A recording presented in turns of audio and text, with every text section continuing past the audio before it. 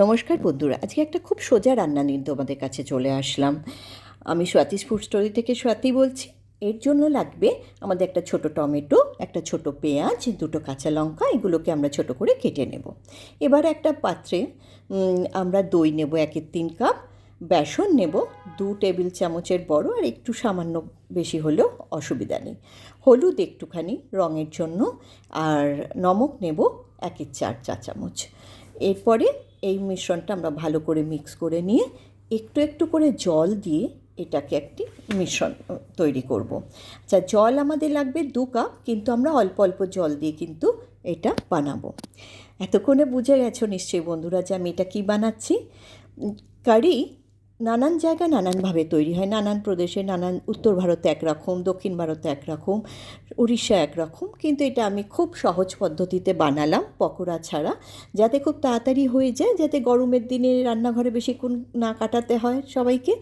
আর ডাল ভাত তো আমরা রোজই খাই, ডালের বদলে কখনো এরম কারি বানিয়ে দেখবে, নিশ্চয়ই ভালো লাগবে খেতে।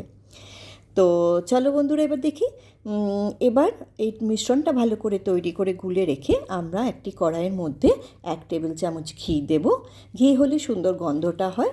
এর মধ্যে সর্ষে, জিরে আর মেথি তিনটে মিলিয়ে ছোটো চামচের 1 চামচ হবে, আর একটু হিং দিয়ে একটু সুন্দর গন্ধ বেরোলে এর মধ্যে কাটা টমেটো, পেঁয়াজ এবং কাঁচা লঙ্কাটা দিয়ে দেব। কেউ যদি চায়, পছন্দ করে, এর মধ্যে একটু রসুন দিতে পারো, আমি এখানে দিইনি। আর অবশ্যই কারি পাতা একটু দিতে হবে এখানে। তারপরে নুন দিতে হবে একটু স্বাদ অনুসার, কারণ আমরা আগে কিন্তু নমক দিয়েছি। এবার অল্প একটু নমক দিতে হবে, কারণ টমেটোটা একটু গলতে হবে এগুলো। তারপর অল্প একটু জল দিয়ে ভাজাটাকে মধ্যে একটু মিক্স করে দিয়ে তারপর আমরা যে বেসনের গোলাটা তৈরি করে রেখেছিলাম এবার এর মধ্যে ঢেলে দিতে হবে কড়ার মধ্যে।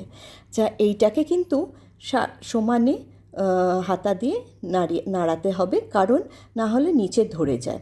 এবার এর মধ্যে এক ছোট্ট চামচের 1/4 চা চামচ আমরা কাশ্মীরি লঙ্কা গুঁড়ো দেবো রঙের জন্য। না থাকলে কোনো অসুবিধে নেই, দেওয়ার কোনো প্রয়োজন নেই। এটা একটু রঙের জন্য দেওয়া শুধু। এবার ফুটতে থাকবে, খুব ভালো করে ফুটে এটা গাঢ় হতে থাকবে, তখন আমরা একটু ধনেপাতা কুচি এর মধ্যে মিক্স করে দেবো। এবার ওটা সিমে রেখে আরেকটি পাত্রে গ্যাসের ওপর চড়িয়ে আমরা 1/2 চা চামচের মতন ঘি দেব। এর মধ্যে একটু জিরে, সর্ষে দিয়ে এবং একটা গোটা শুকনো লঙ্কা আর একটু কারি পাতা দিয়ে নাড়াচাড়া করব। নাড়াচাড়া করে একটু ভাজা ভাজা গন্ধ বেরোলে আমরা এবার যে কারিটা সিমে রেখেছিলাম এর মধ্যে মিক্স করে দিয়ে একটা ফুট মতন দেব, যাতে একটু মিক্স হয়ে যায় ওটা। তারপর চাপা দিয়ে কিছুক্ষণ রেখে দেবো। তারপর গরম গরম ভাতের সাথে কিংবা ঠান্ডা ভাতের সাথেও খাওয়া যেতে পারে, কারিটা সার্ভ করব। আপনারা অবশ্যই খেয়ে দেখবেন, কেমন লাগে অবশ্যই জানাবেন। খুব সোজা পদ্ধতিতে তৈরি, এবং আমি কোনো রকম পকোড়া ছাড়া, কারণ পকোড়া খেলে অনেকটা তেল খাওয়া হয়ে যায় গরমের দিনে, সেই জন্য সিম্পল পদ্ধতিতে আমি এটা বানিয়েছি। আর একটু পেঁয়াজ লঙ্কা গুঁড়ো মিক্স করে এর মধ্যে সার্ভ করেছি।